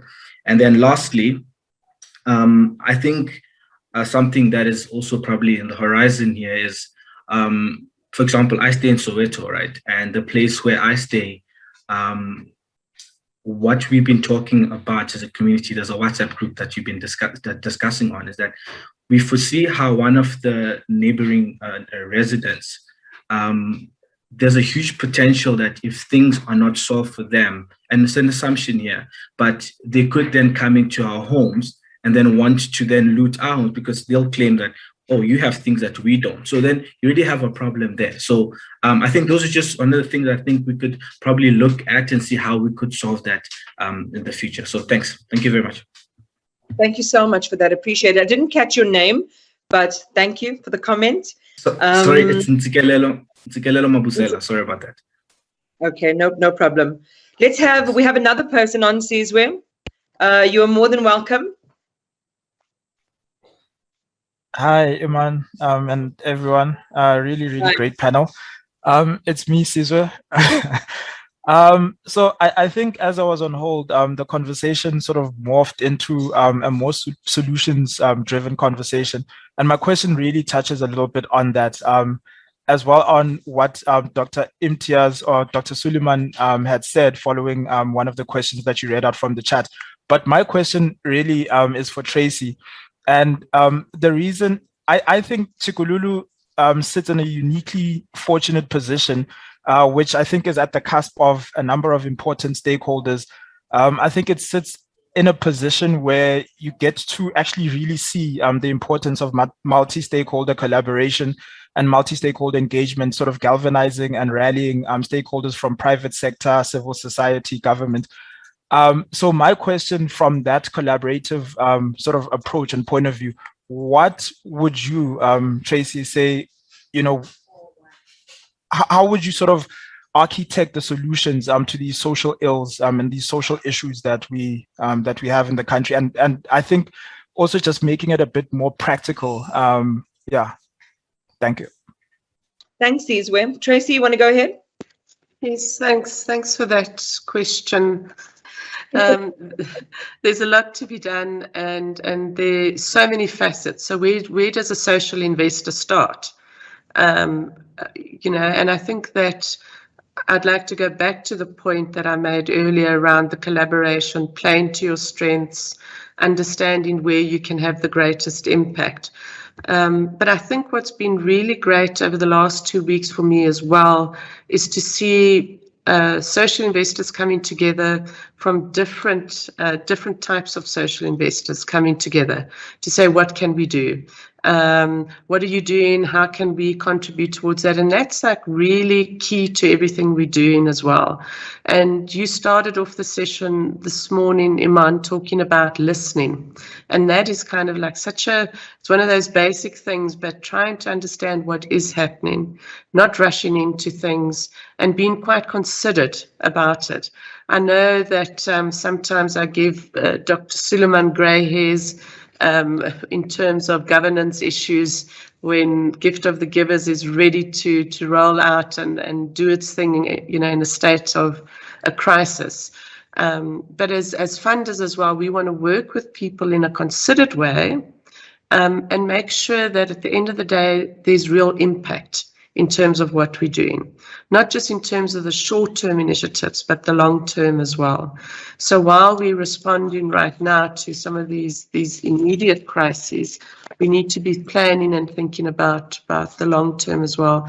And then we really do need to talk more about what is out there already. And I was actually reflecting, Oren asked a question earlier on around some of the systemic approaches that we should be taking and thinking about as social investors beyond the philanthropic or CSI interventions. And Oren has initiated a very interesting program with the Mine Workers Investment Company, and maybe he can just post some details on that, which is around an initiative to provide support to innovative South African Black-owned businesses.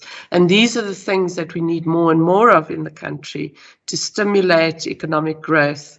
And in Ayabonga, as you said, in the informal settlements, in the townships as well, but more broadly beyond that as well.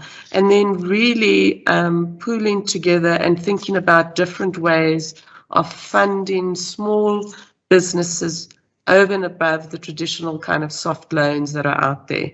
These small businesses right now are really grappling to get themselves off the ground again. It's going to take a very long time, if ever, for them to rebuild their businesses. And so there needs to be a focus on saying unconditional grants in very particular circumstances, with some, clear guidance, particularly because it's such an informal sector, to try and help this key part of the economy. And then, I think that with all of this that's going on, there's just, the needs are, immense. And we have to kind of be pretty focused about what we do. And underlying all of this is we need to trust each other. What we've experienced, and it's not just the last 2 weeks, it's been around for a while, distrust between business, civil society, government. And if we're all going to have one common vision for South Africa, we need to work to build that unified vision for the country. Thanks very much, Tracy. Those are sobering words. And I'm just so loath to say that we're entering sort of the final straight of our conversation, because we need to wind things down, and yet there's so much that we still need to say. And Prof. Patel, maybe if I can turn this piece over to you.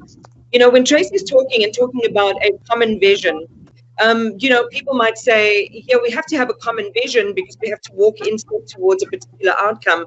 But that common vision has, myriad pixels in it. It is different things for different families. It's different things in terms of, what people expect. For some people, it might be around the economy. For others, it might be, a quality of life. Some we would agree on, some we might not agree on. And so there's a lot in the ether about how we actually arrive there. But the one thing for me that's stark in our conversation is, and I like to have a conversation in 3 parts. I call it the head, heart, and the feet. We've done the head parts. We've done the feet part. We know what we need to do, how we need to act. The head part, all the stats and all the figures. I want to focus just a little bit on the heart, because it is at the heart of everything. Families have experienced such a great deal of trauma over the last few months. And as I wrote in a piece recently, for a lot of people, this is daily life. Not knowing if you're going to get robbed in the middle of the night, not knowing if you're going to have a piece of bread at the end of the day, not knowing if you are going to be safe and secure when you wake up the next morning. You can have an opportunity to wake up too. And some are joining those ranks for the first time. But there's a deep psychological wound in South Africa. And maybe using the basis for your work as a backdrop in just sharing with us, take us into that heart part of what has happened for us and why it is even more important that we stop dilly-dallying. And, people who with the keys to power and the drivers of power have to stop dilly-dallying, because our heart is wounded. Yes, thank you for raising that very important point, Iman. I think we kind of get lost in the big picture and the abstraction of everything, but the people are forgotten or lost in that conversation. So, it is the subtext of what we're talking about, but it becomes invisible. I think what COVID has done here and globally is it's brought to the fore the importance or the impact of social and economic conditions on people's everyday lives and their hearts, their mental health and well-being. And today there's now wide acceptance of or acknowledgement of the connection between economic and social strain and symptoms of depression, for example.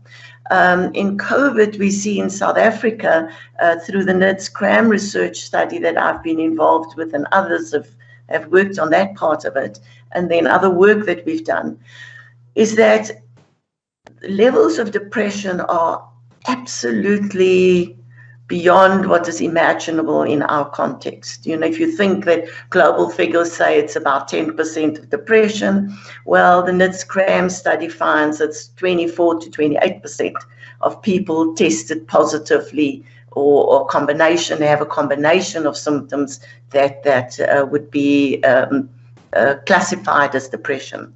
And those who had some other combination of symptoms, which is lesser than, say, the formal definition of them, would be over 50%. I mean, in research before COVID that we were doing on grant beneficiaries in Doornkop and Soweto, for example, 40% of people tested positive on a depression battery. So, you know, these things aren't perfect, but what they do, they provide a trend. So the connection, and what we're seeing now in the data, is the connection between economic strain and emotional and psychological stress. And that is huge on families. So we see increased violence in households, and we also see children expressing greater sense of anxiety in the current work we're doing in Alex and 5 other areas. So that is certainly something that has to come onto the table. So we can, you know, so the grant system is absolutely important. But as Ayabonga said, what else do we need to drive economic development, employment? How do we link grant beneficiaries with opportunities? And, you know, for me, the starting point is the grant system. 2 out of 3 respondents said that in their household, there is one person receiving a grant. It is the largest support system in the country. Now, it's small, but it is the bedrock. So for investors, I'm saying, you know, how do we combine cash transfers with other vital, important support services, whether it be parenting programs, something that we've worked on and is proving to be very successful, you know, learning about nutrition, because you can't deal with stunting if you don't also deal with better quality, good quality food, because it's not only eating only, it's what kind of food that you eat. So, and also financial capability investments. You know, how do people engage with this whole new economy? How do they understand savings and borrowing? So I think that there's a lot of work that connects using the grants as the platform, and that is where we can begin to start innovating. I think that there is too little emphasis on innovation. And what Ayabonga was talking about is about thinking differently, doing government differently, doing business differently, localization, and those community level models. I mean, I'm a great believer in it because I started as a social worker and a community development worker. And what is MTS telling us is when they go in, and I interviewed him last year with the food distribution, and I asked him, well, how do you do this when you go to a community? He says they speak to the leaders in the community, they find out, you know, who knows who is in need. And in our large 7,000 data set that we've mined and worked with, we see that the biggest support comes from your neighbors and in your community, and that their impact is greatest in that they are reaching the poorest households. Yeah. So there's a lot of knowledge out there that we're not tapping into as we think about innovation. So I want to just say building a culture of innovation, whether in government or outside of government, must be the way forward now. The reason I'm smiling and agitating, and maybe Ayabonga knows this a bit better because we've worked together, is that there's so much energy that is building in me. I feel like if we were in a hackathon, like between us in the room right now, and I know I can't use expletives straight, it's a very proper gathering, but come up with we could do such friggin' good in an exponential way, because we've got the brains, we've got a little bit of the emotion, which is necessary, but we've got a huge amount of the pragmatism and the experience. And I only wish, that this conversation could have the right ears. And it really goes to Mbalenhle Mtenjani's comment. And Kaya, I'm going to give this one to you, because I've heard you speak about this before. And he says there seems to be a trend, and Imtiaz alluded to it as well, or talked about it quite clearly, a trend of government ignoring intelligent recommendations for becoming more efficient, but they don't want to. What do you do in a country when your leaders clearly don't want to change? And if they do, they come kicking and screaming, who then becomes the role players in actually doing something? And while Kaya's answering that, maybe if each of our panelists could just come up with sort of like a headline close for themselves about our what next, something that is credible and practical. And Tracy, I'm going to give you the last word there as well for a lot of the social investors for where they could plug their money and those resources into as a way of meaningfully kind of yanking us forward. Kaya? Thank you. And I suppose the question of our government's resistance to some of the policy proposals and some of the recommendations that get made is probably something that is uniquely associated with the African National Congress. And when I say it's uniquely associated with the African National Congress, there is this long-standing conundrum within the African National Congress, this idea of a broad church. And in that conceptualization of a broad church, there is this desire to reach some form of consensus across broad and discrete elements of the party itself and of society. And what it then does, unfortunately, is that because the interests are diverging and are so completely disconnected over time, makes it very difficult for them to reach consensus on matters of national importance. That's the first problem. And the secondary problem that emerges from that is that what you then find is that there may be good ideas that are put on the table, but the first problem or the first dimension is who came up with this idea, what is their affiliation, what is their association, and therefore that becomes a primary prism from which that idea is evaluated and interrogated rather than the merits of that. And what you've seen is that even with the president rising to the position that he's in, he still hasn't found a way of breaking away from that, because you have to imagine that within the party political architecture, he requires the support of all these discrete and sometimes conflicting bodies within the ANC itself. And what he then does is that he engages in what I refer to as the first-term paralysis that tends to hobble all ANC presidents, in that because the fluidity of those alliances is so great within the ANC, your mission within the next 5 years is to avoid alienating anyone in case you may need them. So, of course, if you look at who brought Jacob Zuma into power on day one in 2007 and who then was on the other side when it got to the end of his term in 2017, you can see just the fluctuations and the fluidity in those types of alliances. So your best chance as an ANC president is to avoid pissing off anyone. But unfortunately, that doesn't come without consequence. And one of the key consequences is that the decision making and some of the commitments that you may have made then become delayed by the question of, well, how far can I kick it down the line in order for me to avoid alienating a particular element of the party. And you'll see with some of the resolutions that were even passed in 2017, literally they spent the past 2.5 to 3 years then finding a way of then saying this is not practical for this reason. And of course, that is not an acceptable answer, because at the policy conference, which predates the elective conference, they're saying you deliberate on the mechanics and the practicality before you offer it as a proposition. But of course, the ANC seems to be working in reverse, in that they come up with an idea and then they spend the next 5 years discovering just how difficult it is to implement or how impractical it is to implement. So even ideas that come are literally then subject to this political Olympic ping pong game where people say, before we even open up that Pandora's box and find out what's in there, let us find out to whom this idea belongs. And because some of the ideas that probably have more merit come from people that aren't generally associated with the grassroots movement, it already alienates what is still regarded as the core constituency within the party. And that's where that sense of paralysis is kicked in. And unfortunately, it is going to persist even beyond this term.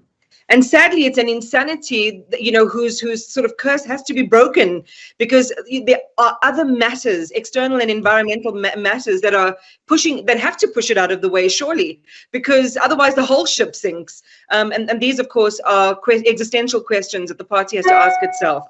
So my role is to make sure that we're all in time. We've got 5 minutes to 11:30, and I would like to give each of our panelists just 1 minute to do a hard wrap. And as I said, I want it to be something practical and that yanks us forward in the direction of where to next. And I think Ayabonga, we'll start with you. Dr. Suleiman will go to you, Professor Patel, you, Kaya, and then we'll end with Tracy. Go ahead. Yeah, I was going to say something else, Iman, but I think Kaya's comment just on the multi-class character of the ANC and the issues that throws up maybe is an interesting entry point for what I want to say, because I don't think that is something that is entirely unique to the ANC. I think the multi-class character of our society often creates these types of tensions. So let me give you an example of what I mean. In Richards Bay and certain parts of KZN, you've had what is called the Delangokbona phenomenon. So this idea of people coming on site, demanding 30%, and similarly, I think in the Northern Cape and in many other parts of our country. Now, what that also shows is that there is a significant institutional tension in some of the mechanisms of redistribution and redress. And I think Leila has spoken at length about, the social grants as the apex of that. But there are other arenas. And one of those are these social and labor plans, local economic development plans at a very basic, district and even at a local level. And I think we also need to shine the spotlight on other social partners in the society. I think I agree with Kaya that those issues in the ANC, and the ANC must resolve those issues.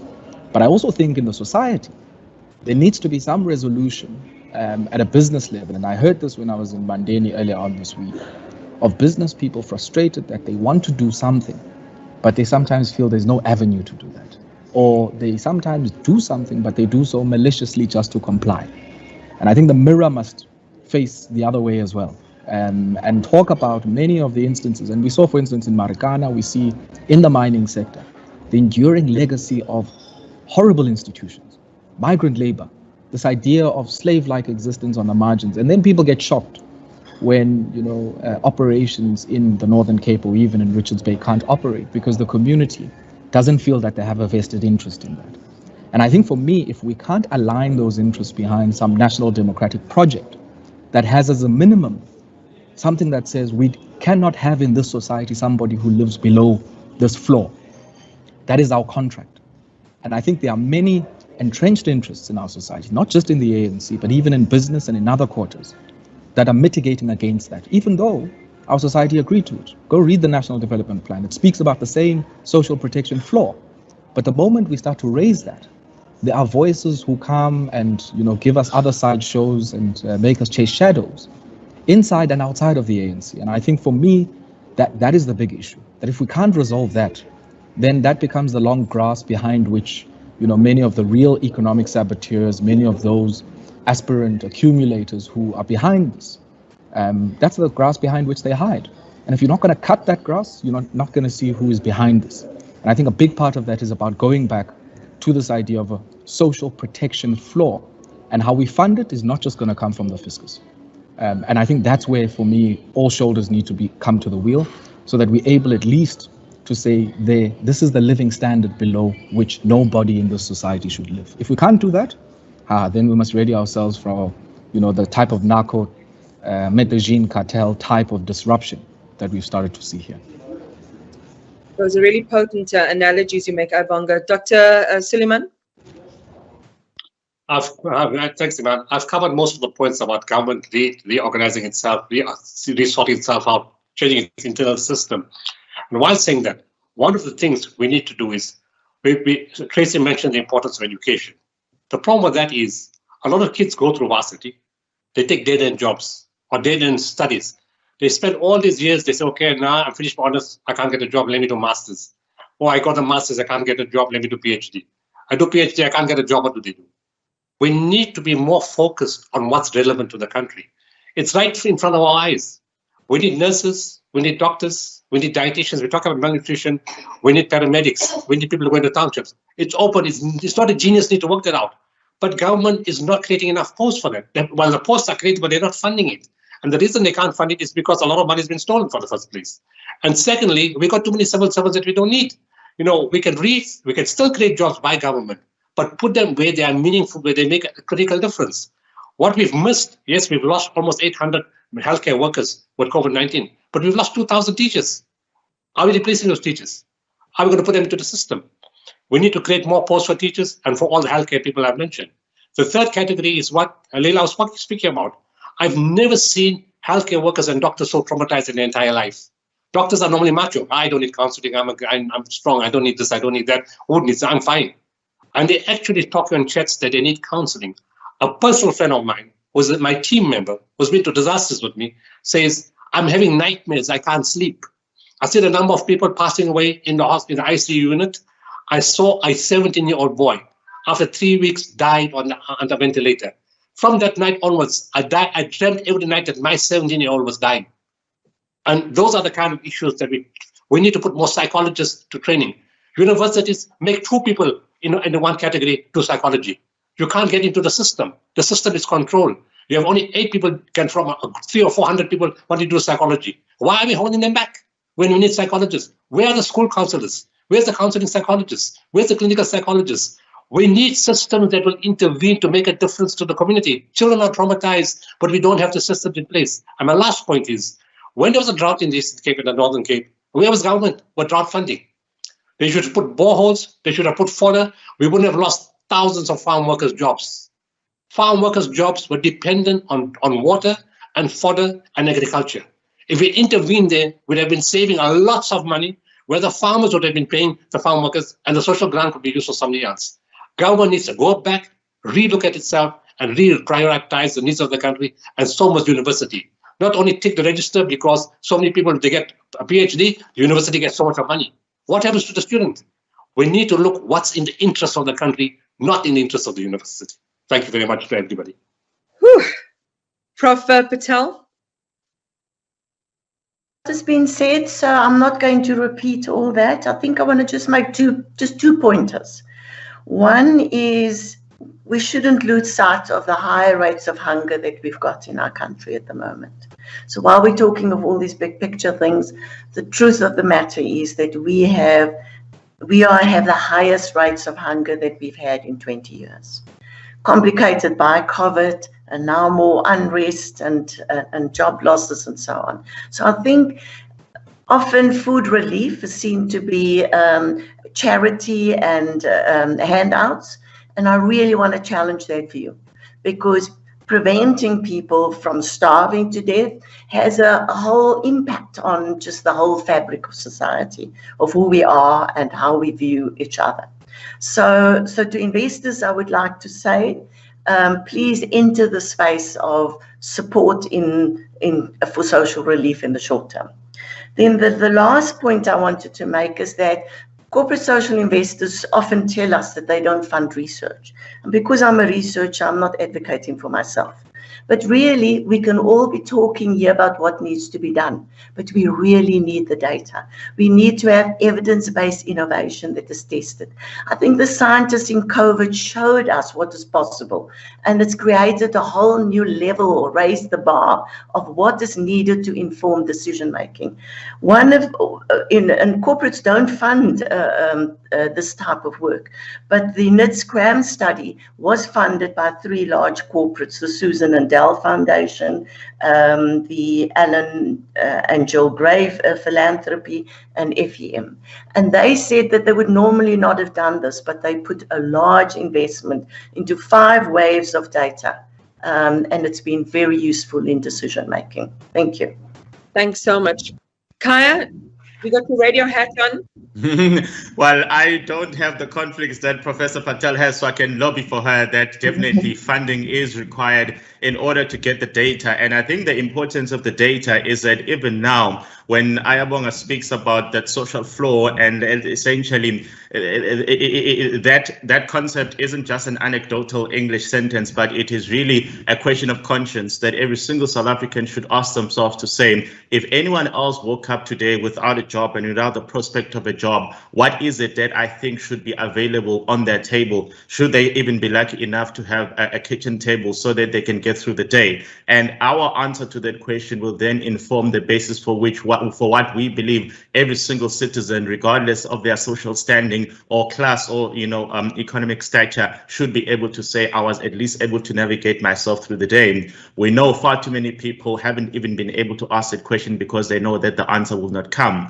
And what we're seeing here is that in the absence of the data, we can't even objectively respond to the people that say, well, we've done the 350 Rand grant, but that was because of an emergency. And if we do something similar, whether you call it a universal basic income grant, we're going to be creating a culture of dependency, because no one has been able to go and do the granular analysis that simply asks the question of a person who had never been part of the formal system because they'd never been receiving any grant whatsoever. What did the 350 Rand enable them to do, even for that particular small time period. And what I want to do is, if I go back to how we had framed that article around the question of the midnight statement of President Cyril Ramaphosa in August 1947, and also the question of what happened between India and Pakistan, is, if you remember, there's a book called Midnight's Children by Salman Rushdie. And the whole point that we had been trying to highlight is that when that midnight hit, after the president had said we are now moving away from level 5, in other words, the economy is open,